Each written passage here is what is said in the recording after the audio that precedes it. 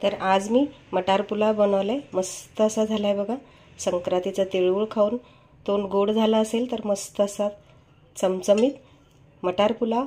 आणि हे खोबऱ्याचा मस्त असा रस्सा आहे, ओल्या खोबऱ्याचा रस्सा। छान असा मस्त आंबट आणि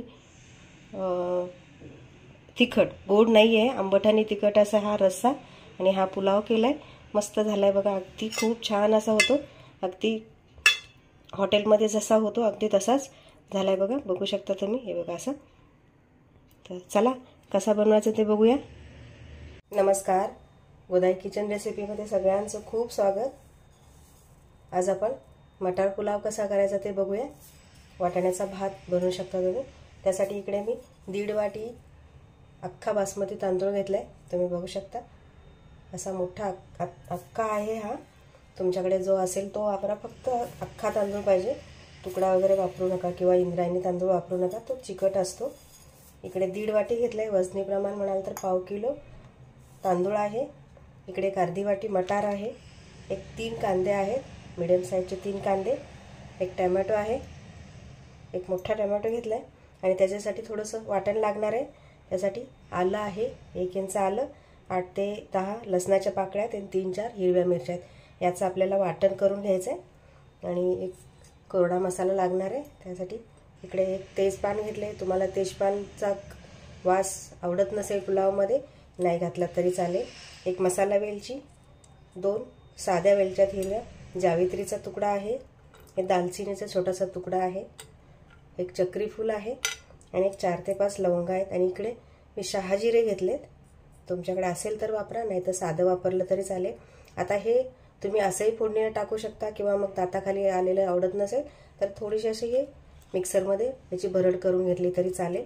मी आता हे असंच वापरणार आहे। तर आपण आता लगेच सुरुवात करूया।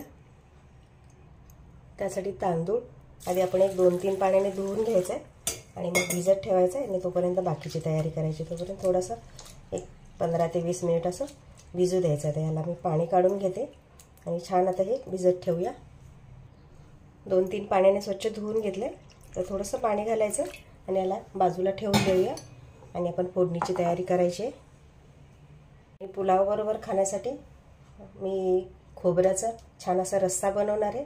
त्यासाठी एक अर्धा नारळ घेतलाय, एक चमचाभर डाळवा आहे, फुटाण्याची डाळ आहे, एक चमचाभर चिंच आहे, 5-6 हिरव्या मिरच्या आणि कोथिंबीरीची देठं आहेत।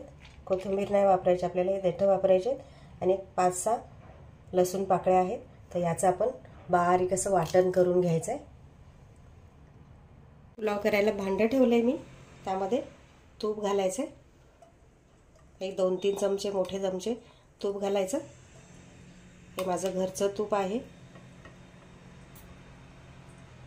एक 3 मोठे चमचे तूप घातले आणि आता थोडंसं एक 2 चमचे किंवा 1 चमचा 1.5 चमचा तेल घालायचं, कारण तूप लवकर जळतं म्हणून थोडंसं तेल मिक्स करायचं आहे आपल्याला। आता हे छान गरम होऊ द्यायचं आहे।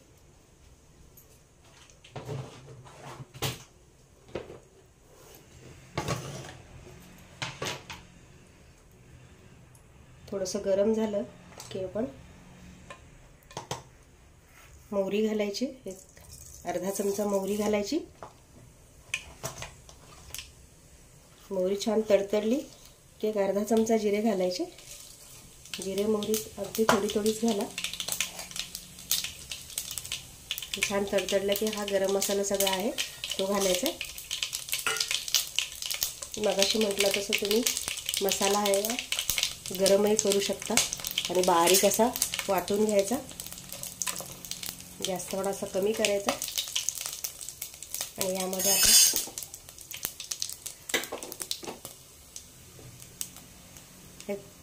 लसूण, मिरची आणि आलं याचं वाटण केलेलं आहे ते घालायचं।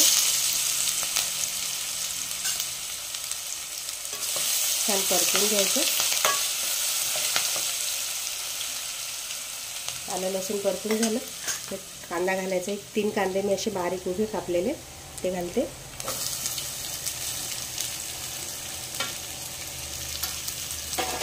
आणि आता गॅस मोठा करायचा, कांदा छान परतून घ्यायचा आपल्याला।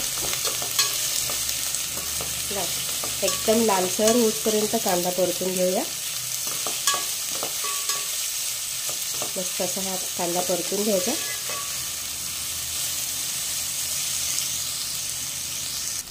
कांदा परतून झालाय। आता टोमॅटो घालूया। एक टोमॅटो मी असा उभाच चिरलाय, हा एक छान परतून घ्यायचा। टोमॅटो थोडासा नरम होऊ दे।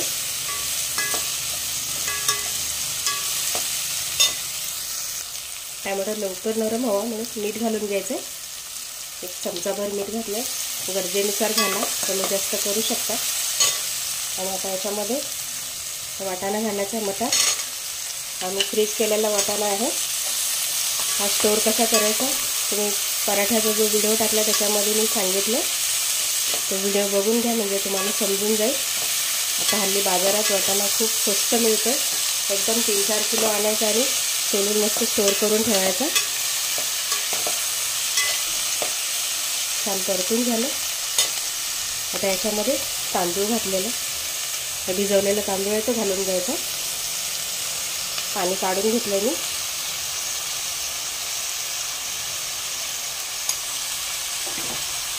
हा माझा बिर्याणीचा तांदूळ आहे। माझ्याकडे मी बिर्याणीची ऑर्डर घेते त्यामुळे माझ्याकडे हा तांदूळ नेहमी असतो। तुमच्याकडे नसेल, तुम्ही जो वापरत असाल तो घाला, फक्त हा अख्खा असावा। इंद्रायणी तांदूळ अजिबात याच्यासाठी वापरू नका, कारण तो चिकट होतो भात।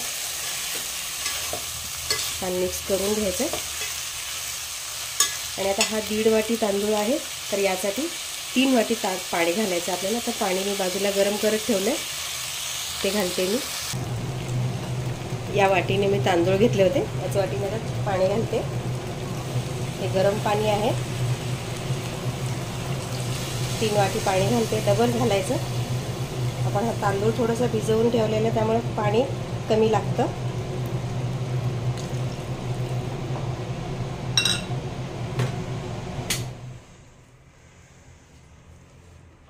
मिक्स करून घ्यायचं आहे आता हे सगळं।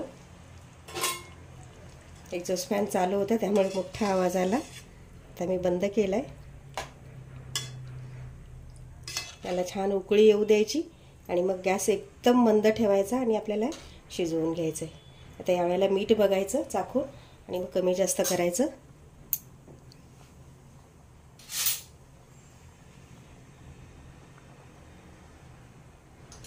मीठ थोडंसं कमी आहे, 1 चमचा घातला होता, अजून अर्धा चमचा घालते, म्हणजे 1 वाटीला 1 चमचा मीठ बरोबर होतं। 1.5 वाटी तांदूळ आहे, 1.5 चमचा मीठ घातलं। हे छान मिक्स करून घेतलं आणि आता एक मोठी उकळी काढून घ्यायची याला आणि मग वाफवायला ठेवून द्यायचं। छान उकळी आली, पुन्हा एकदा मिक्स करून घ्यायचं आहे। अगदी अलगद मिक्स करून घ्या, तांदळाचे दाणे तुटले नाही पाहिजेत। थोडेसे आपण भिजवलेले असतात तेवढे नरम झालेले असतात। आता याला मी बाजूला ठेवते आणि खोबऱ्याचा रस्सा कसा करायचा ते दाखवते। रश्श्यासाठी थोडंसं तेल घालायचं, अगदी चमचाभर तेल घाला। तेल थोडंसं गरम होऊ द्यायचं।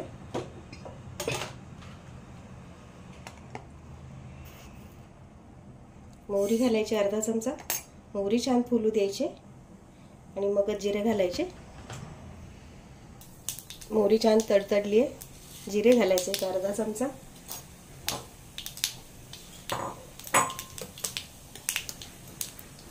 आणि हे मी खोबऱ्याचं वाटण करून घेतले बघा। खोबरं, याच्यामध्ये लसूण, कोथिंबीरीच्या देठ आणि चिंच, याचे हे असं वाटण करून घेतले। डाळवं घातलेलं आहे, याचे वाटण करून घेतले। आता ह्याच्यात पाणी घालायचं आणि पाणी घालून थोडंसं हे सैल करून घ्यायचं। त्यात आपण करून घेऊया। हे सगळं ओतून घ्यायचं याच्यामध्ये। हे असंच तुम्ही तेलात टाकलं की थोडंसं घट्ट होतं, म्हणून याला पाणी आधी घालून घ्यायचं, मिक्स करून घ्यायचं आणि मग घालायचं।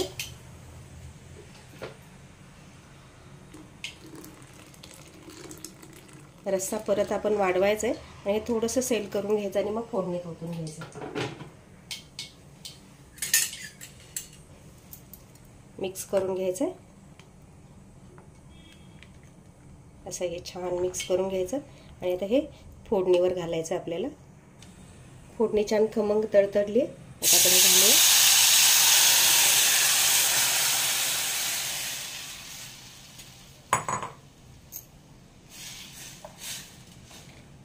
रस्सा कितपत पातळ हवा आहे तेवढं करून घ्यायचं आहे. थोडंसं आणखी पाणी घालते.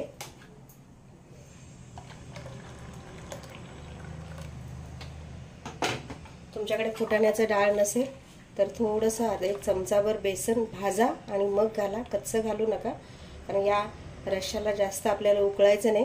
अगदी थोडासा मोहर आला की आपल्याला गॅस बंद करायचा आहे. आता मीठ घालूया चवीनुसार.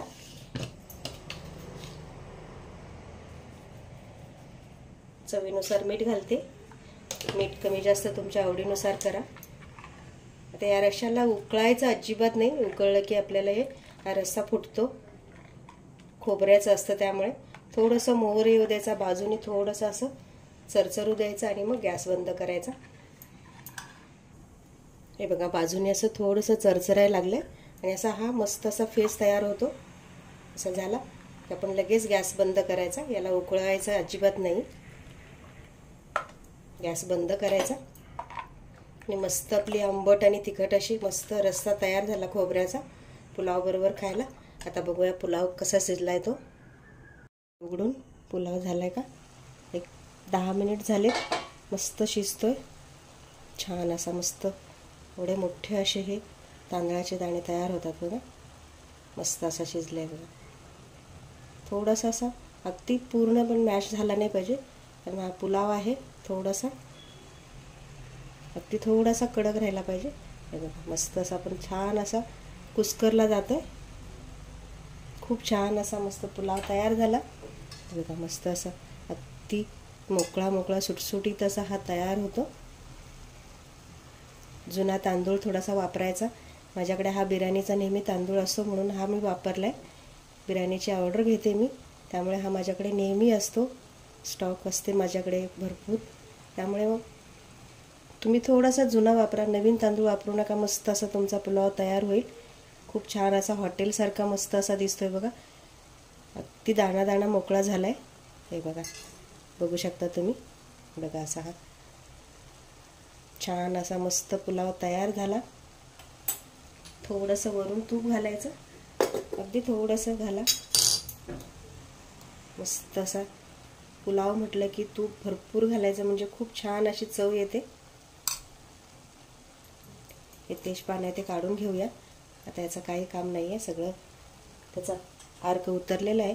आता हे जे खडे मसाले दिसतात ना तुम्हाला, हे तुम्ही काढून घेतले तरी चालतील, कारण जास्त उग्र वास यायला नको, चव यायला नको. काढले तरी चालतील, कारण याचं सगळं काम झालेलं असतं. हे बघा, हे असे जेवढे निघतात तेवढे काढून घ्यायचे, म्हणजे मग ते तोंडात येत नाही. किंवा मग तुम्ही क्रश करून घातलं तरी चालेल. गॅस बंद करायचा गॅस. आणि खूप छान असा मस्त आपला पुलाव तयार झाला.